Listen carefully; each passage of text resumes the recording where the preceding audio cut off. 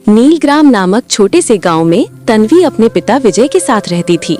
मात्र 10 वर्ष की उम्र में उसकी मां बीमारी के चलते उसे छोड़कर जा चुकी थी। पिता के पास छोटा सा खेत होता है जिससे वो अपना खर्चा निकालते हैं और कुछ बेटी के भविष्य के लिए जोड़ते हैं। पिता विजय खेत में हल चला रहा था। बस इस बार ऐसा मुनाफा हो जाए कि कुछ पैसे बच भी जाएं। जब भी खेती करता हूँ तो हम किसानों को बड़ा नुकसान होता है कि सेठ लोग हमें ज्यादा पैसे नहीं देते, लेकिन आगे जाकर हमारा ही सामान हमसे 5 गुने दाम में बेचा जाता है। पिताजी, मैं आ गई, अब आप आराम करो, ये बाकी का काम मैं कर लेती हूँ, आप खाना खा लो। नहीं बेटी, मैं काम कर रहा हूँ, तू खाना खा ले। मुझे पता है मुझे बिना खिलाए तू भी नहीं खाती है। पिताजी, आप मेरी कभी भी कोई बात सुनते क्यों नहीं है? आज माँ होती ना तो आपको बहुत डांट लगाती। चलिए आकर खाना खाइए, तभी मैं भी खाऊंगी। ओहो, तू तो बिल्कुल अपनी माँ पर गई है। उसके जाने के बाद मुझे इतनी कमी महसूस नहीं होती, क्योंकि तू उसकी तरह मुझे डांटती है, खाना बनाकर खिलाती है, मेरा ख्याल रखती है। पिताजी, माँ के जाने के बाद आप ही मेरी दुनिया हो, तो आपका तो ख्याल अच्छे से रखना पड़ेगा ना, वरना मैं किसके सहारे जीऊंगी? चल चल, जब देखो तो भावुक करके मेरी आंखों में आंसू ले ही आती है। आजा खा ले। बेटी लोटे के पानी से पिता के हाथ धुलाती है और फिर दोनों बाप बेटी एक बेड के नीचे बैठकर खाना खाते हैं। खाना खाने के बाद तन्वी खेत में हल चलाती है।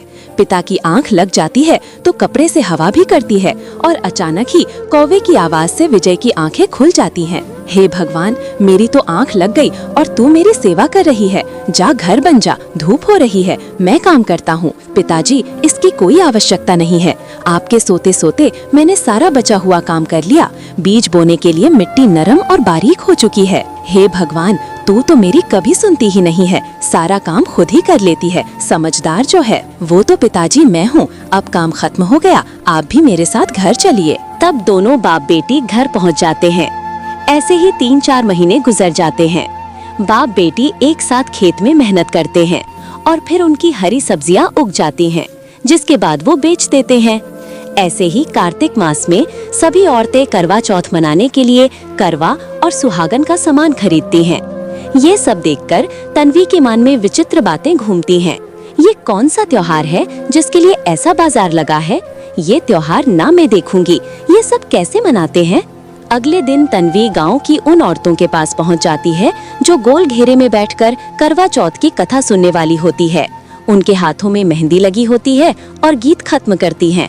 कथा शुरू करने से पहले कहती हूँ, माना जाता है करवा चौथ में जो स्त्री अपने पति की दीर्घायु के लिए सच्चे मन से करवा माता का व्रत करती है, उसे माँ के वरदान से ये सौभाग्य प्राप्त होता है। सखियों, करवा चौथ कथा के बाद हम सब सूर्य देव को जल अर्पण करेंगे, ठीक है? सब अपने हाथ में एक का सिक्का लेकर बैठ जाओ और मुट्ठी बंद करके कथा सुनो। अरे तन्वी, तू यहाँ क्या कर रही है? नाम तन्वी है लेकिन है अशोभनीय। अरे हाँ, तू यहाँ क्या कर रही है? हम सुहागनों के बीच हमारे इतना पवित्र त्योहार है और तू यहाँ आकर खड़ी हो गई, अभागा नाथ कहीं की। देखो तो इतनी बड़ी हो गई, लेकिन अभी तक इसके बाप ने इसका ब्याह नहीं किया।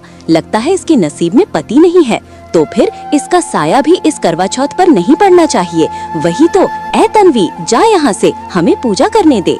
ये सुन तन्वी की आंखों में आंसू आ जाते हैं। वो चुपचाप चली जाती है और खेत के किनारे बैठी रोती है। क्या सच में मेरे नसीब में ये सब नहीं है? क्या कभी मुझे भी कोई अपना समझेगा? क्या मैं भी कभी अपने पति के लिए करवा चौथ का व्रत रख पाऊंगी? मुझे तो समझाने बताने वाला कोई नहीं है और मेरी शादी भी नहीं हुई। तन्वी जैसे तैसे अपने मन को समझाती है और घर पहुंचती है, लेकिन पिता के सामने विजय के पूछने पर उसके आंसू निकल ही जाते हैं। तन्वी बेटिया, तू अपने पिता को नहीं बताएगी कि क्या बात है? बता। वो पिताजी, मेरी अभी तक शादी नहीं हुई है और आज करवा चौथ है। मैं सुहागन औरतों के पास जाकर खड़ी हो गई थी ये पूजा देखने के लिए, तो उन्होंने मुझे अनाथ बहुत कुछ बोला। शांत हो जा मेरी बच्ची। लोग तो कुछ भी कहते हैं, तू अनाथ नहीं है, तू मेरी बच्ची है ना। और शादी के लिए तो मैं लड़का तेरे लिए देख रहा हूँ। देखना, एक दिन तू भी अपने पति के लिए इस दिन बड़े प्यार और श्रद्धा से व्रत रखेगी। बस रिश्ता ही नहीं मिल रहा है, उसकी टेंशन आप मत लीजिए। विजय भाई साहब, मेरी नजर में एक बहुत अमीर घर के लड़के का रिश्ता है, आप फिक्र मत कीजिए, मैं बात चलाती हूँ। वो लोग शहर में रहते हैं। ये लीजिए, मैंने आज के दिन खीर बनाई थी तो सोचा आप लोगों को भी दे दूं। सुमन आंटी, आप बहुत अच्छी हैं। हमेशा से जहाँ मुझे कुछ समझ नहीं आया, आपने मेरी मदद की है। देखो, मैं बाकियों की तरह नहीं हूँ, तुम मेरी बेटी जैसी हो। तुम्हें समझाना, तुम्हारे लिए कुछ भी करना इंसानियत ही सही, फर्ज तो है। सुमन जी, हर बार की तरह इस बार भी बहुत बढ़िया खीर बनाई है, इसके लिए शुक्रिया। ठीक है, अब मैं चलती हूँ। तब सुमन अपने घर आकर शहर में मृणाल को फोन करती है। अरे सुमन, कैसी है तू? मैं बिल्कुल ठीक हूँ, आप बताओ। वैसे आदित्य की अभी शादी नहीं हुई ना? आपके दोनों बेटों की तो शादी हो चुकी है। मैं गांव में एक बहुत अच्छी लड़की देखी हूँ, बड़ी सुशील है और सुंदर भी है।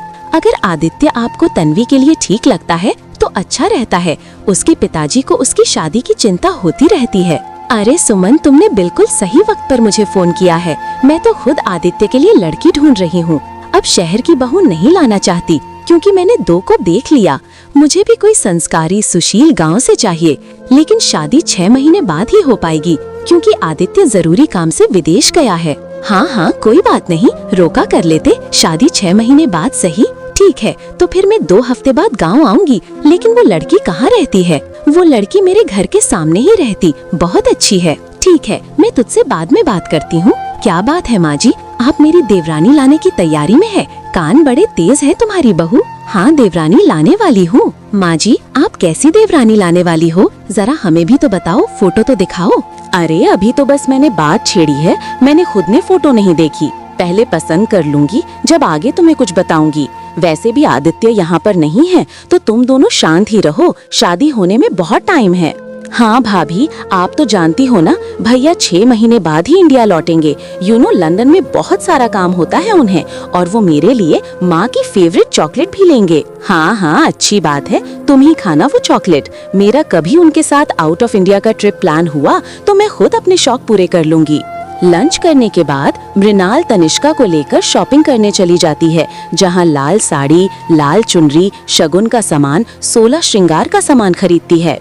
भैया, सूखा नारियल तो नहीं है ना? क्योंकि ये 2-3 हफ्तों तक ऐसे ही रखना है। हाँ बहन जी, वैसे माँ, आपने शायद लड़की को देखा नहीं है, लेकिन भैया के लिए मन ही मन चुन ली है, तभी आप ये सामान ले रही हो। कहाँ रहती है वो लड़की? अच्छी तो होगी ना? देख, तू भी नहीं समझती, आजकल की मॉडर्न लड़कियों की तरह हो रखी है। और तेरी दोनों भाभी कैसी हैं तो खुद जानती है, घर का काम बहुत कम करती है, खाना बनाना जानती नहीं है। इसीलिए मैं शहर की तीसरी बहू तो बिल्कुल नहीं लाने वाली। इसीलिए आदित्य के लिए गांव में बहुत देखें, जो एकदम सर्वगुण संपन्न, सुशील हों। और कान खोल कर सुन ले ये बात, तो उन दोनों को नहीं बताएगी। ओफो मम्मी, आप गांव की लड़की ला रही हो, मेरे फ्रेंड्स क्या बोलेंगे? उनका तो पता नहीं, लेकिन तू जरूर पागल है। तुझे अपनी माँ की बात समझ नहीं आ रही क्या? शांत रहने को बोला है, शांत रहे। ठीक है, मैं दोनों बड़ी भाभी को कुछ नहीं बताऊंगी। 2 हफ्ते गुजर जाते हैं। मृणाल मनोज के साथ गांव पहुंचती है और लड़की को देखकर पसंद करती है। उसके हाथ की कचौड़ी, जलेबी खाती है। अरे वाह, मेरी होने वाली बहू के हाथों में तो जादू है, खाना बहुत अच्छा बनाती है। इसीलिए मेरी तरफ से तो रिश्ता पक्का है। पर एक बार मैं अपने बेटे की पसंद भी पूछ लेती हूँ, वो भारत में नहीं है ना? जी जी, जरूर पूछिए, क्योंकि जिंदगी तो इन दोनों बच्चों को बितानी है। मृणाल, मैं आदित्य को वीडियो कॉल करता हूँ, वो बहू को भी देख लेगा। अपने बेटे आदित्य को कॉल करता है। हाँ पापा, कहिए। कहिए कि बच्चे, अब तो जो भी कहना है तुझे ही कहना है, हाँ या ना? हम दोनों तेरे लिए लड़की पसंद करने आए हैं।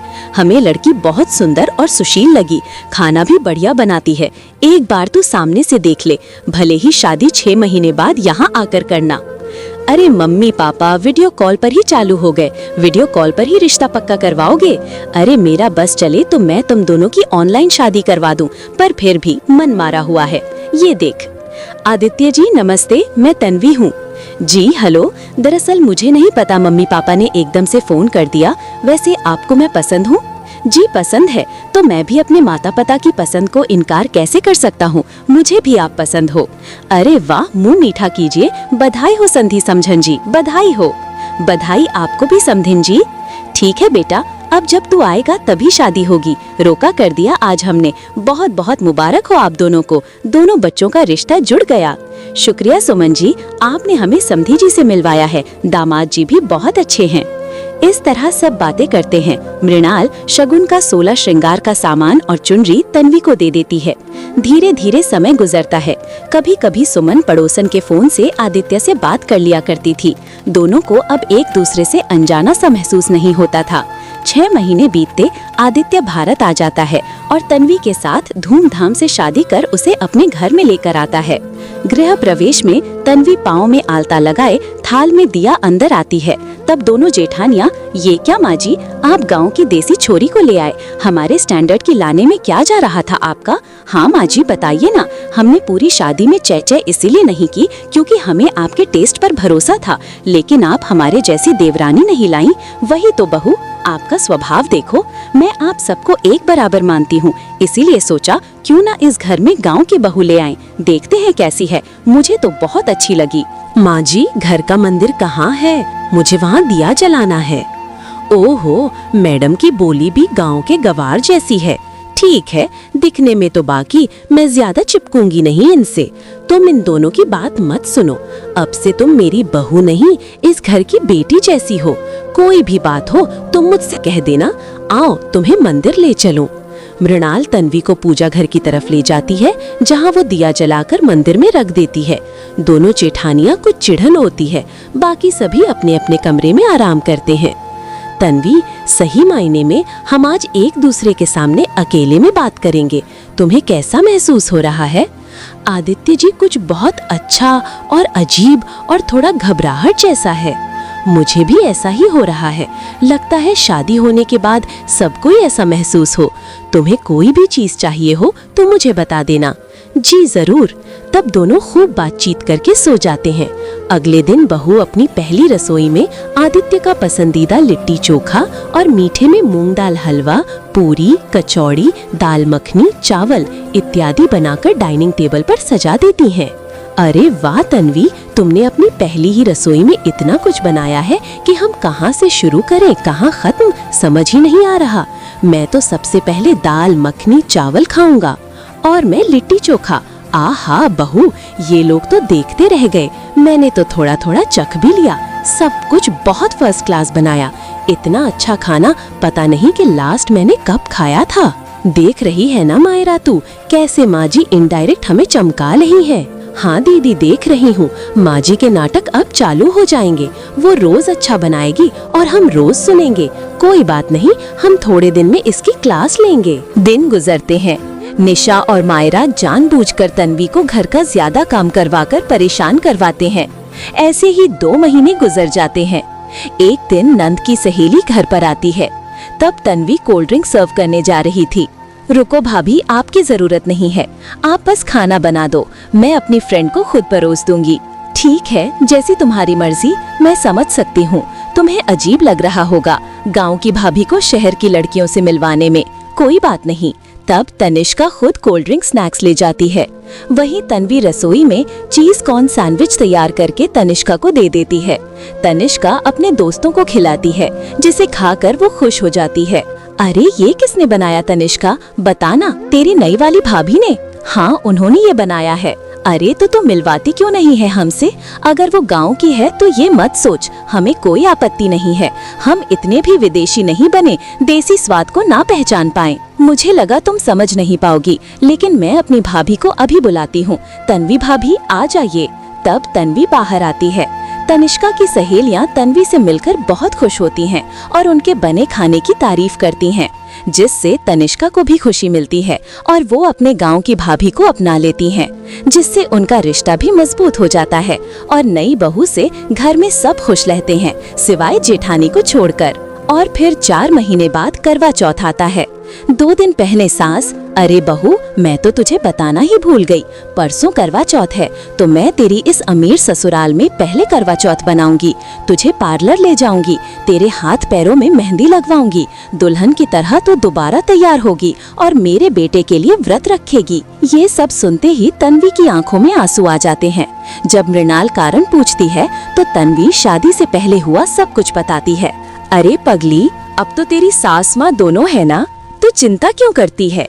मैं तुझे करवा चौथ के बारे में सब कुछ बताऊं। चल तैयार हो, शॉपिंग पर चलें। अरे माँ जी, नई बहू के आने के बाद आप हमको तो भूल ही गई हैं। हमें भी तो शॉपिंग करवाओगी ना आप करवा चौथ की? हाँ हाँ, मैं तीनों को करवाऊंगी। चलो। मृणाल अपनी तीनों बहू को शॉपिंग कराने ले जाती है, जहाँ रंग बिरंगी साड़ियाँ, चूड़ियों की दुकान, करवा चौथ का सामान बिक रहा था। दोनों जेठानी सुंदर सुंदर कपड़े सिलेक्ट करती हैं और मृणाल तन्वी को अपनी मर्जी से दिलाती हैं। बहू, मैंने तुम्हारे लिए ये लाल साड़ी पसंद करी है, अच्छी तो लगी तुम्हें? हाँ माँ जी, अच्छी तो है। तन्वी माँ जी हमेशा अपने पसंद की दिलाकर मूड खराब कर देती हैं। आखिर करवा चौथ हमारा है तो तुम भी अपनी पसंद का लो। क्या हुआ, क्या बातें कर रही हो तुम दोनों? कुछ नहीं माँ जी, दीदी अपने पिछले करवा चौथ की कुछ बात बता रही थी। अरे भैया, आपकी दुकान का सबसे अच्छा गाउन मेरी प्यारी बहू के लिए दिखाओ।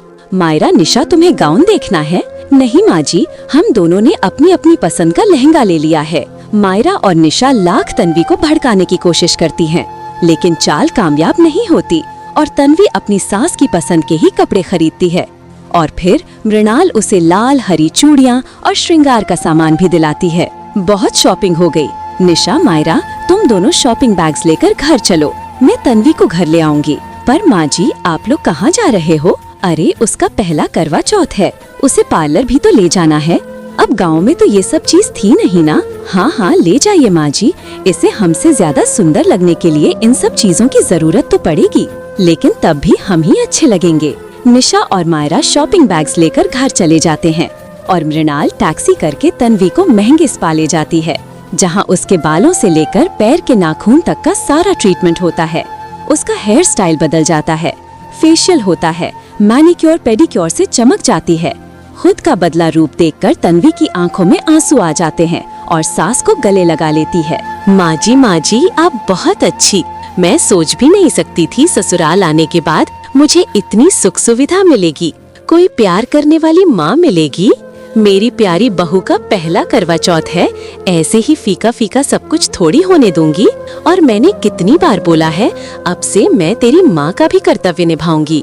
चलो, अभी तो तुझे बहुत कुछ दिलाना है और अच्छे से अपने मन पसंद का भी ले। महंगे रेस्टोरेंट में ले जाकर अच्छा अच्छा उसका पसंदीदा खाना, डोसा, सांभर, चाइनीज खिलाती है। तब घर आते हैं तो घर पर सुनार वाला तीनों बहुओं को नए नए डिजाइन के हार दिखाता है। अरे मृणाल जी, ये देखिए अपनी नई बहू के लिए कुंदन का हार, ये तो बहुत सुंदर है मुंशी जी। मुंशी जी, आप भी हमें नए कलेक्शन दिखा दीजिए। माँ को तो हमारी फिक्र है नहीं, आखिर हमारा भी करवा चौथ है, पहले नहीं है तो क्या हुआ। हाँ हाँ, ये लो, तुम दोनों के लिए ये नया डिजाइन मोर का, सोने के और हीरे के दोनों में है। बा, तुझे ये पसंद आया? माँ जी, आपकी पसंद खराब कैसे हो सकती है, मुझे बहुत प्यारा लग रहा है ये। मुंशी जी, मेरी माँ जी के लिए भी एक प्यारा सा हार दिखा दीजिए जो आपके पास बहुत कीमती हो। ये रहा सबसे महंगा हार 50 लाख का। अरे, इतने महंगे हार की क्या जरूरत है? माँ जी, आपको पसंद नहीं आ रहा तो मुझे दे दो। नहीं नहीं, मेरी बहू ने मेरे लिए चुना है तो मैं जरूर लूंगी। मुंशी जी, ये चारों हार दे दीजिए। तब मुंशी हार बेचकर चला जाता है।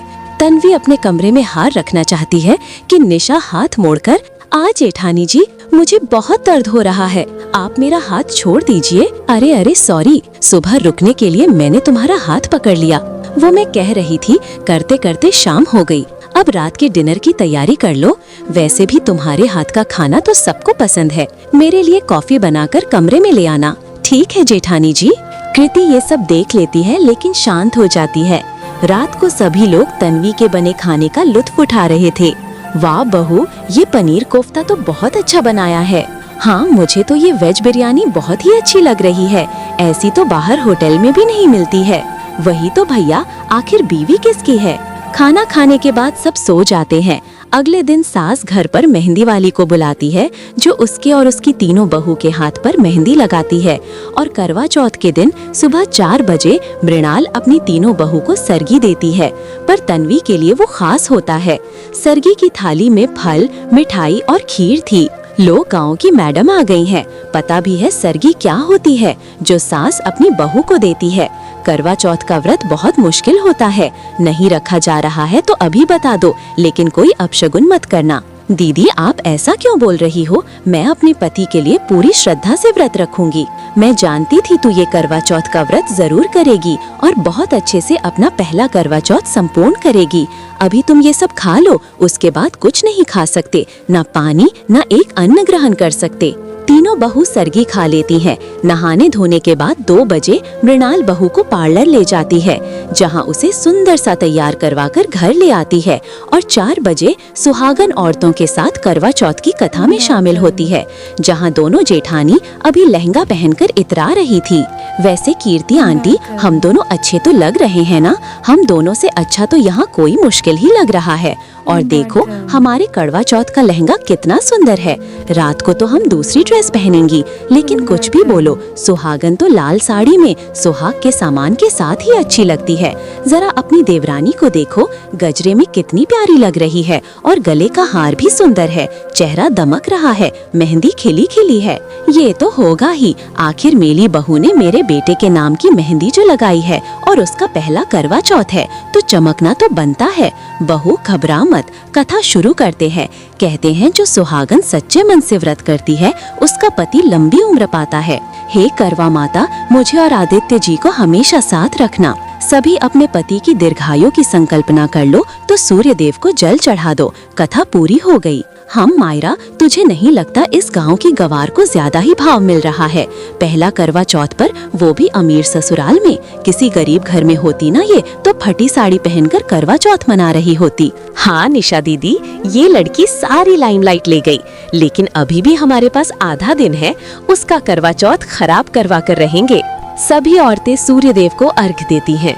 फिर बिना पानी और खाने के तन्वी की थोड़ी तबीयत खराब होने लगती है। शाम का डिनर भी खुद तैयार करती हैं। तब दोनों जेठानियाँ, अच्छा हुआ तन्वी, तुमने 8 बजे तक सारा खाना तैयार कर लिया। चांद तो अभी भी नहीं आया, खाना कैसा बना?